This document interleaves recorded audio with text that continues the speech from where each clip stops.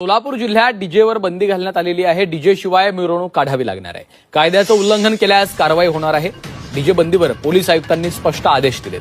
तर सर्व मंडळांच्या पदाधिकारी आणि कार्यकर्त्यांना डीजे मुक्त उत्सव साजरे करण्याच्या देखील सूचना पोलीस यंत्रणेकडून देण्यात आलेल्या आहेत. अवघ्या जगात, अवघ्या देशात, अवघ्या महाराष्ट्रात सर्वात मोठी जयंती सोलापूरमध्ये होते आणि तिथं डीजे बंदी आणण्याचा प्रयत्न केला या लोकांनी. त्यांच्या पाठीमागे कोणता सरकार आहे, कोणता नेता आहे ही गोष्ट आम्हाला माहित नाही, पण बंदी आणण्यासाठी काहीतरी प्रॉब्लेम असेलच. पण गुटखा खाल्ल्यावर घातक असतो, ते बंद करता का तुम्ही? नाही करत. दारू पिल्यावर घातक असतो, सिगरेटी वाढल्यावर घातक असतो, ते बंद करता का तुम्ही? नाही करत. आम्हालाही माहित आहे, तुम्हालाही माहित आहे, डॉक्टर बाबासाहेब आंबेडकरांची जयंती या देशात सर्वात मोठी होते, सोलापुरात ते पण.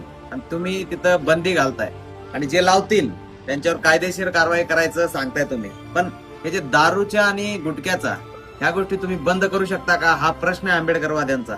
हे जे महामानव आहे ना, यांनी आमच्या गळ्यातल्या मडक्या काढल्यात. लोक ऐकतील असं वाटतंय का? लोकांच्या भावनेशी खेळू नये. एखाद्या समाजाचा इमोशन जुडलेले असतात एखाद्या महापुरुषासोबत. नाचून नाही वाचून साजरा करा म्हणताय ना, अरे वर्षभरात एकदा तरी नाचू द्या. अहो रस्त्यावर नाही तसल्या गाड्या वाव वाव वाव वाव करतात, छपरी पोरं गाड्या वरडवतात, लोकांच्या कानाला त्रास होतो. त्या गाड्यांवर बंदी घालता का तुम्ही? लोकांच्या कानाला त्रास होतो दररोज. अशा गाड्या बंद करता का? नाही करत. पण तुम्हाला मात्र इथंच यायचं आहे. पण एक गोष्ट लक्षात ठेवा, त्यांनी लिहिलाय कायदा, त्यांच्या जयंतीला विरोध करू नका. ही गोष्ट चांगलं नाही.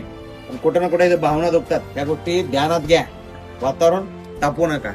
जय भीमा गोरेगाव, जय भीम.